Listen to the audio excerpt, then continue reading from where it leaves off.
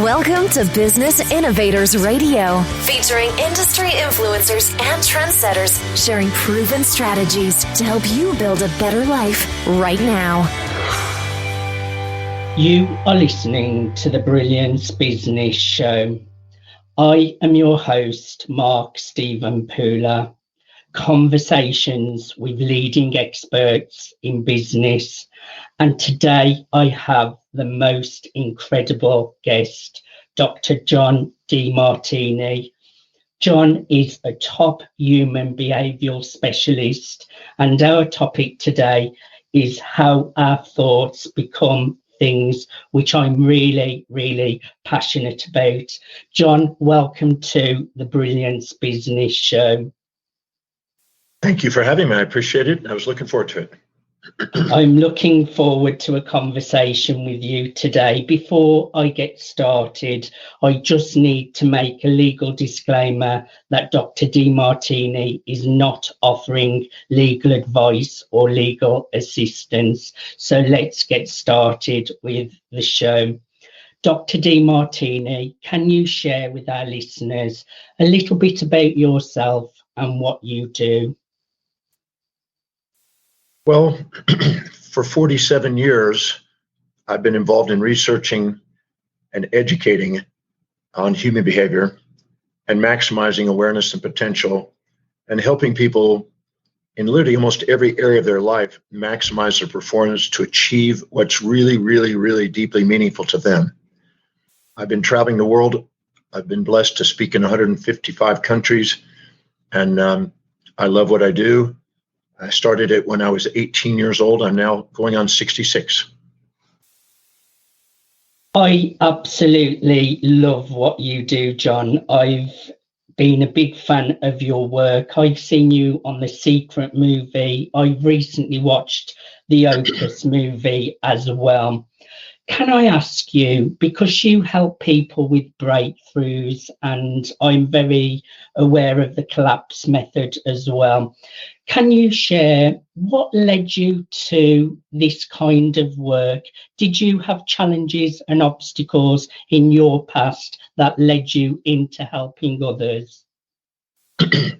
Yes, when I was born, my arm and leg was turned inward. So I guess I had an arm and leg deformity. And about a year and a half into my life, I had to start wearing braces until I was age 4 on arms and legs. Then I also had a speech impediment, and I couldn't use my mouth properly. And then by the time I had to go to speech pathology class and also put strings and buttons in my mouth, when I turned to elementary school, the teacher brought my parents to school and said, "I'm afraid your son's never going to be able to read, never going to be able to write, never going to communicate effectively. I don't think he's going to go very far in life or amount to much." So I started off a bit challenged, and I only made it through elementary school with the help of the smartest kids by asking them questions, and they helped me pass. But that worked until I was 12, and then when I moved from Houston, Texas to Richmond, Texas, I didn't have any smart kids in the class. It was a low socioeconomic area, and I ended up failing, and I dropped out of school. So I became a street kid from age 13 to 18. And I lived first in the beaches of Texas, and then I hitchhiked out to California, lived on the beaches of California, and then I eventually made it to Hawaii, and I picked up surfing as a sport. And I was doing that until I was almost 18, and I nearly died right before I turned 18 at 17. And in the recovery of that, I met this amazing teacher one night at a speech that I go to, and with one message, truly inspired me and made me believe that I could overcome my learning problems and do something more amazing with my life than what I was doing. And that was the trajectory change. And that was the night that I decided that I wanted to overcome my learning problems and learn how to read and someday become intelligent. And I wanted to do what this man did for me and try to do what I can to inspire as many people to believe in the possibilities and to go do extraordinary things. That led me to eventually going and reading my first book, trying to read my first book and not being able to, and then trying to go back to school, and I failed at first. But then with the help of my mom, we memorized 30 words a day. She made me spell them and use them with a meaningful sentence.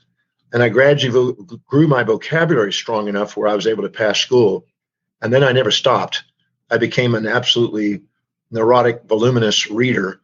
Now I've read over 30,300 and something books.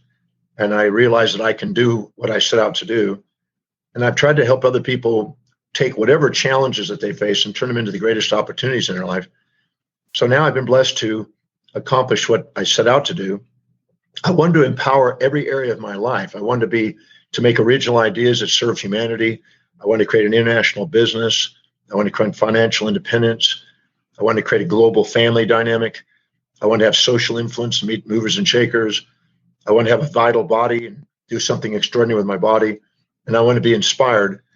And I'm absolutely certain that I've achieved that. And I'm absolutely certain that I can help other people achieve that now.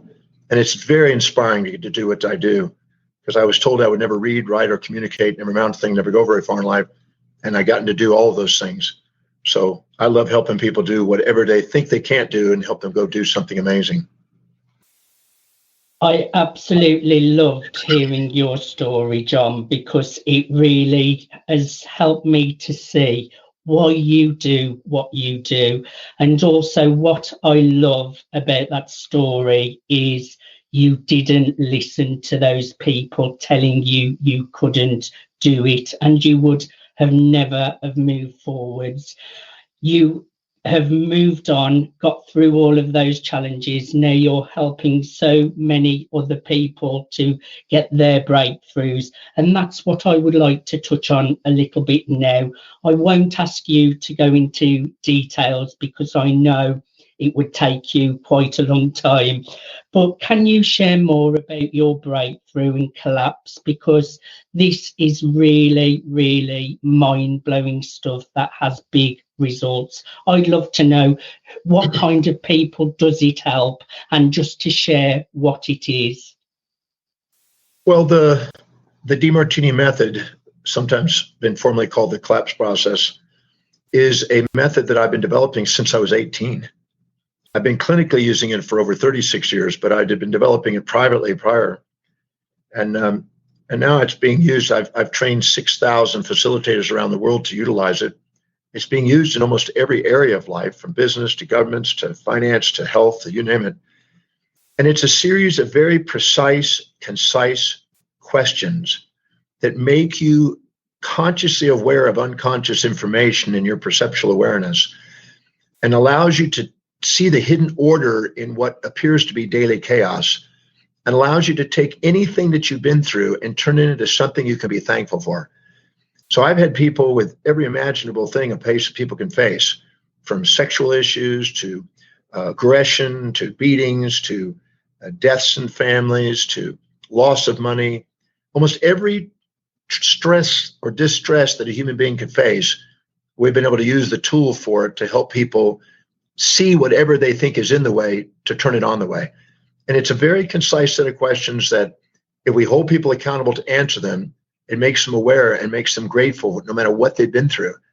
And I know that sounds bold and maybe daring, but I've taken over 100,000 people through this process myself. And that's just in the Breakthrough Experience, which is a signature program I've done 1,091 times. And so it's so inspiring to watch people open their heart to the things that they have not been able to be thankful for. Because anything we can't say thank you for is baggage. Anything we can say thank you for is fuel. And so the method is designed to help people do that. But it has many applications. So if a person's in a brokerage business, for instance, and they're doing trading, forex trading or options trading or something, there's a tool within the method on how to take the emotions out and put the strategies in, and dissolve anything that's distracting you from following a clear strategy to maximize financial performance.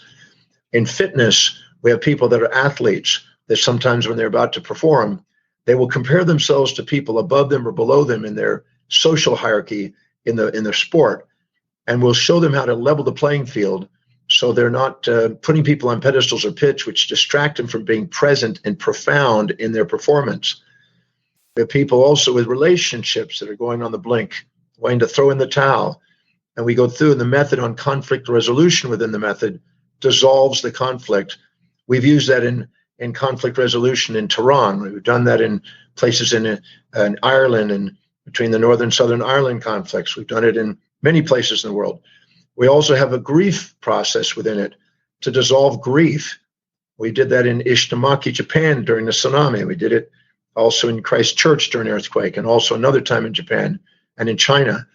So it's just a multifaceted tool to help take whatever you've experienced that you think is distressful and turn it into something that you can be thankful for. And it's so rewarding to be able to use and watch people's lives change because of the application of it. Yes, and what really stood out to me there is the variety of people that this method can help through challenging times. There's a lot to be said about gratitude, and I've been there when you are not thankful for things, and emotions do hold people back. I have been there myself. And like you said, it must be so rewarding, Dr. Demartini, when you take people through this method and they get great results at the end. That must make your work so worthwhile. I'm blessed to have tears of gratitude. And anybody that knows what real grace is, it's a really inspiring state where you really watch lives change. I mean, I've seen people that have not talked to each other in 42 years. I had a gentleman in Sydney, Australia, that him and his father had a fist fight and a knockdown, drag out beating. And the father kicked him out of the house. His father was a heavy, aggressive drinker at the time. And they kicked him out of the house at 16. And he refused to see his father for 42 years. He was now 56 years old, and or 58 years old, pardon me. And his father was 82, and he came to the breakthrough experience in Sydney and did not have anything nice to say about his father. He built up a story over the years of how terrible his father was. And in spite of that, he went on to become a very successful entrepreneur, primarily because of that independence that was born during that time he was kicked out. Well, he came to the breakthrough experience and did the method and stayed with it until completion, until he was brought to tears in the realization that his father did him a service, not a disservice, by doing what he did. He possibly would have been an alcoholic living at home, and he went on to do something extraordinary in his life. When he finished at about midnight on a Saturday night, he got on the phone and called his father. And his father had not heard from him for 42 years. And he was 82. And when he received the message, it was a tear-jerking moment. And so his son went and visited him on Wednesday and put his arms around him and just absolutely appreciated and loved him for the contribution it made in his life, which resolved something that both had had for 42 years. I see this kind of thing every week. I've seen people that have not been able to get pregnant do the method on their mothers because they compared themselves to their mothers and said, I would never want to be like my disempowered mother who was aggressively treated by the father. And they were unconsciously saying, I don't want to really have children. And what's interesting is they do the method and all of a sudden they're now able to get pregnant. They've been trying for 2 to 5 years with IVF and all kind of things to get pregnant. I've seen people in business, major businesses, major corporations, Fortune 100 companies, with major conflicts between divisions, do the method and dissolve conflicts and resolve it and make income. I had an application of it at one of the biggest companies in Japan, which increased the company $1.47 billion, according to the billionaire owner. So there's many applications of it in business, in personal life, in health. I have health professionals. There's been thousands of people sent to the breakthrough experience from health professionals to dissolve the stresses that are underlying some of their illnesses. So it has many applications. And as you said, it's extremely rewarding watching the people transform their lives and get on with their lives. Some great examples there, Dr. Demartini, and it's really all what I talk about. I am big on your past doesn't define who you are, and no matter of your past or present circumstances, you can create any reality that you would like to create within reason. And what really stands out to me is I would say even people who may not feel like that they need help, or people wanting to get to that next level, this method would be amazing for, because it's getting rid of all those blocks. Am I right in saying that, John? Yes, I had a gentleman also in Australia who was making about $40,000 a month. No matter what he did, he couldn't get past it. It had been 3.5 years of just plateauing at $40,000 a month in his business. And he ended up having, we worked through to try to figure out what was going on inside him unconsciously, to bring it consciously. We used the method on his father, and we found out that he respected his father because he was a highly, moral man, but he also was disrespecting his father because his father didn't believe that anybody that earned more than a certain amount of money was, legit. He always thought that they're crooks. And so he grew up with his father's idea that you're a crook if you make a certain amount. But at the same time, his father was very moral. And so he admired one and despised the other. And so he didn't want to displease his father. And no matter what he did, he wouldn't go past the number that his father said would be a crook. So we did the method on his father, cleared the illusion, took his father off the pedestal and out of the pit and put him in his heart, balanced the equation, and he went from $40,000 a month to $200,000 a month over the next 3 months, which is a 5-fold increase in his business once he took the ceiling off himself, because he had a psychological conflict inside himself. I want to have a big successful business, but I don't want to be doing something that would be bad to my father. And we took that conflict away, and he just took off. Now that gentleman, this time, he makes millions of dollars a year, and he's already in a multimillionaire position. He's used the method over and over by doing what I call owning the traits of the greats.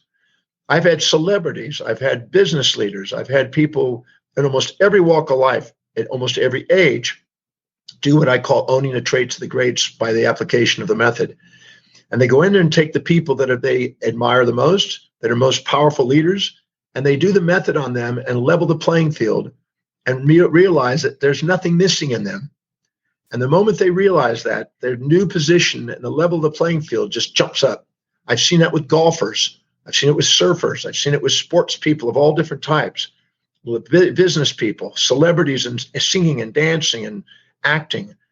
I've watched amazing things happen where people go from small positions in their business to sometimes very powerful positions in very short periods of time. I've even seen a 6-year-old become a deputy mayor by the time she's 12. And another 6-year-old by the time 11 had 30 employees in her company. It's amazing to watch these things happen. And it's very inspiring to participate, to be able to create a methodology that has so many applications. And what really stands out to me is one coming from the heart. I think there's a lot to be said about living and coming from the heart. And also what really does stand out to me is some of these problems that you're solving, the client wouldn't really know on a certain level that they have that problem until they do that deep inner work, because it must be so deep in their unconscious mind. And to bring it up and to help solve those problems, living from the heart and getting the transformation is truly amazing. And also, a few years ago, John, I hope you don't mind me saying, some people might think, well, this is a bit woo-hoo. But more and more and more, the world is becoming more open.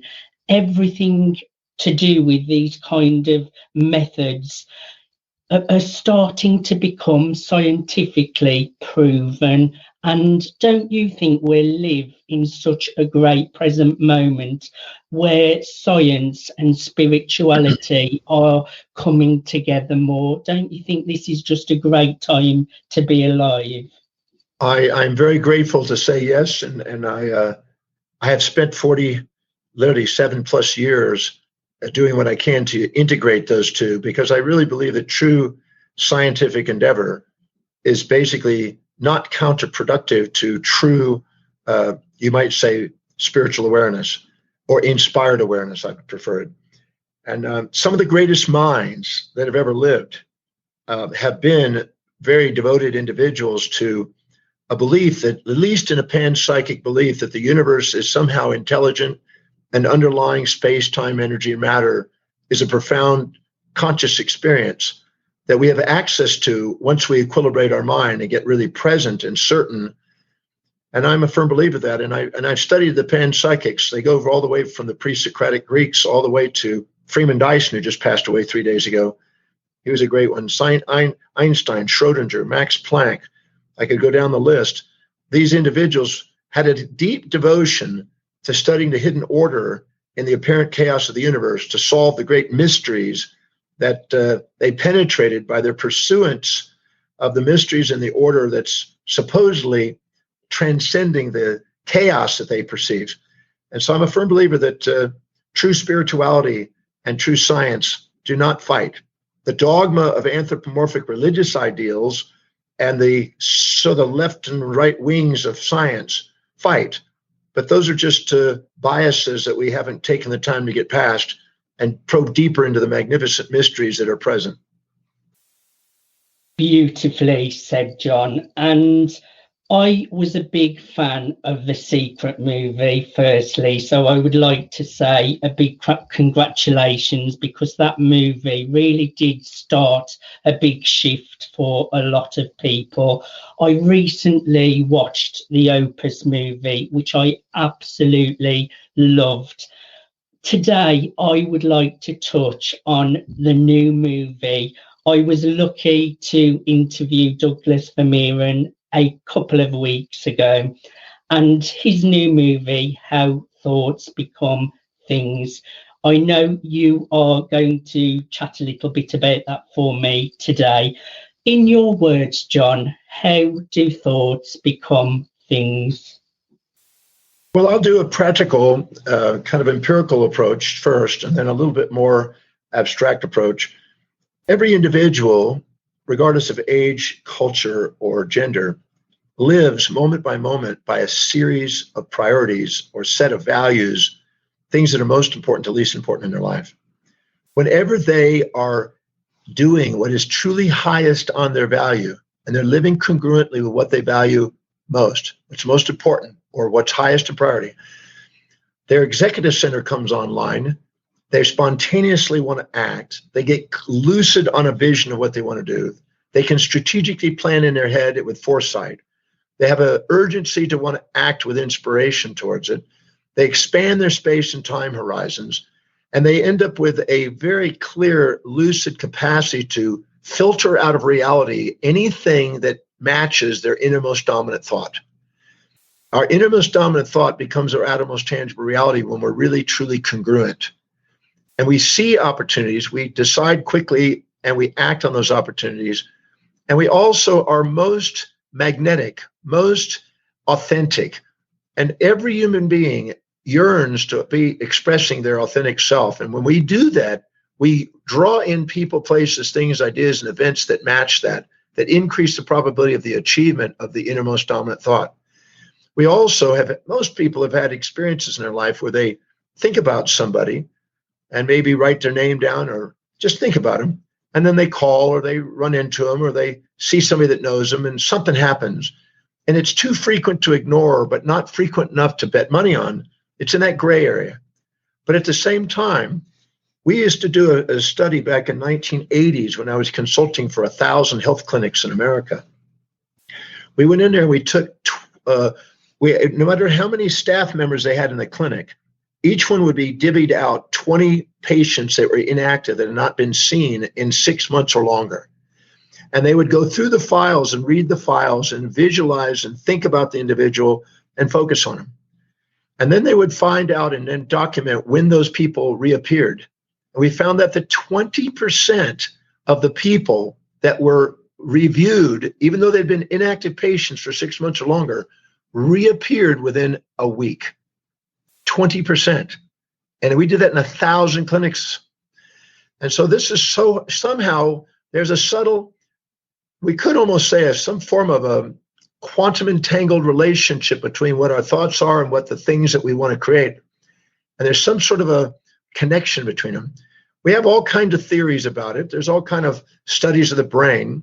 We know there's all kind of localized effects, but I really believe that the quantum entangled construct of quantum physics has more application at a macro level than what first was thought. And I believe that we actually do create things with our thoughts. We know that any designer, architect who's creating a building or a bridge or a masterpiece, it starts in their mind. And even though from a practical perspective, we then put application of actions and other aspects of our life to get the result, our thoughts are the dominant thing that lead to that outcome. I just love that expression as well, because if you have a good look around everywhere, everything was first created as a thought in the mind. And it can also go the other way. I'd like to add, if you're putting lots of bad thoughts into your minds, you're going to create bad realities. And I'm a big fan of quantum physics as well, John, and everything is connected. We are all connected. So I would like to ask you, Dr. Demartini, in your words, why should people come to a screening of How Thoughts Become Things? Why should people watch the film? And what will they get most from the film? Well, I think I can't imagine somebody sitting through that film without being, one, inspired, two, concentrate and think about and focus on what they really want in life. It's going to make them concentrate on that. And if we don't fill our day with high priority actions that inspire us, our day fills up with low priority distractions that don't. Anything that's not negentropic, moving towards higher order with concentrated thought, undergoes entropy and breakdown. So by being at the film, you're going to be around inspiring people. You're going to be listening to inspiring people. You're going to be learning inspiring ideas. It's going to bring out of you inspiring goals and dreams and visions that you want to create. It's going to give you tools on how to create them. It's going to give you examples of how people have done that. And it's going to increase the probability of you giving yourself permission to have, be, and do what you really, really, really in your innermost dominant thought want. And I think that anybody at any age will benefit from just spending the time honoring themselves and honoring their full capacities of expression. I agree totally. And I would like to add to that as well, John. It's got leaders from all around the world, top industry leaders that know their stuff. I'm really excited about this movie. I can't wait to see How Thoughts Become Things. John, I really enjoyed having a conversation with you today. I could listen to you all day. My last question I would like to ask is, what is new for John? What are you working on right now? Well, I have many things I've been blessed to work on. There's 3 movies in the making. There's a new movie on my work in the breakthrough experience. I call the breakthrough movie that's coming. It's being filmed. Got another movie coming up that's inspiring, that has Stephen Hawking in it and Michael Douglas and Robin Williams. Incredible. And that I'm involved in. There was 12 individuals that made a difference in this century that I got to be part of in the movie, and it's turning into a book. I've also got just recently acknowledged by the International Association of Top Professionals as a leading human behavioral specialist in the world. That's inspiring, and that's a big gala event that I get to go to. I'm also going to be working in new countries in China and New Sri Lanka. My goal was to go to every country around the world, and I'm at 155 now, and looks like we got 2 more in the making. I still got some more countries to go. I had a dream to do that since I was 17, and I'm still working on it. So I'm also got a new book out that's coming out on my methodologies on grief, and there's just so many things that are going on I'm very blessed by. But the most important thing that I watch is every weekend when I do the Breakthrough Experience, which is my signature program, watching lives open up their hearts and get inspired and get into action. My gratitude journal, which is the largest gratitude journal of anyone I've ever met in the world, which is 25 volumes long now. These are 1,000-page volumes. are filled with my students' achievements today, as much as my own. It's the students' achievements that inspire me today. I had a 26-year-old man that ended up doing amazing accomplishments. I just got, yesterday, a gentleman came up to me and he created a company which is $1 billion company. And it's because he came to a little evening talk we did and got an idea.